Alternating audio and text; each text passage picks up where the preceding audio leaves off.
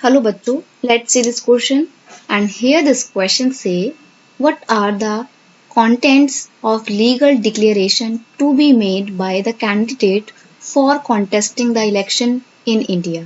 Question आपसे बोल रहा है कि अगर इंडिया में किसी को इलेक्शन में खड़ा होना है, कॉन्टेस्ट करना है, तो उसको इस इलेक्शन में कॉन्टेस्ट करने से पहले अपने रिगार्डिंग कौन सी लीगल डिक्लेरेशन करनी पड़ती है, कौन कौन सी जानकारियां उसको देनी पड़ती हैं, ये आपको यहाँ पे बताना है।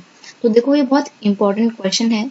जब भी किसी व्यक्ति को चुनाव लड़ना होता है, कॉन्टेस्ट करना होता है इलेक्शन में, तो उसको क्या क्या चीजें बतानी पड़ती हैं।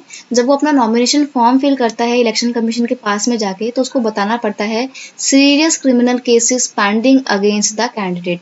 उसके ऊपर कितने क्रिमिनल केस यानी कि आपराधिक केस कितने चल रहे हैं या कितने चल चुके हैं पहले फ्यूचर नहीं सॉरी हिस्ट्री में, तो उसको अपना पूरा पास्ट पूरा हिस्ट्री दिखानी पड़ती है अपने क्रिमिनल केसेस की। तो ये बहुत ज़रूरी है। आगे है detail of the assets and liabilities of the candidate and his और हर फैमिली।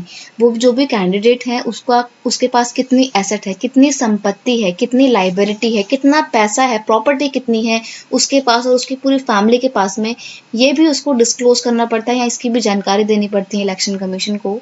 एंड नेक्स्ट है सबसे important educational qualification of the candidate. वो कितना पढ़ा लिखा है ये भी उसको बताना पड़ता है आज के टाइम पे जब भी उसको इलेक्शन में खड़ा होना पड़ता है।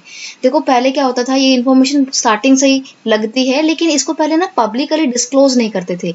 लेकिन अब आप देखेंगे कि जब भी इलेक्शन होने वाले होते हैं ना, तो ये जितने भी कैंडिडेट इलेक्शन में खड़े होते हैं उनकी सारी आपको जानकारी मिल जाएगी, इंटरनेट पे मिल जाएगी कि उनके ऊपर कितने क्रिमिनल केस पेंडिंग है या कितने केस चल चुके हैं उनके ऊपर, कितना पैसा है उनके पास, कितना पढ़े लिखे हैं, ये सारी जानकारी आपको पब्लिकली मिल जाएगी। और जब आपको ये जानकारी मिल जाएगी तो आप इन जानकारी के आधार पे एग्जामिन कर सकते हैं एक पर्टिकुलर कैंडिडेट को कि वोट करना है या नहीं करना है।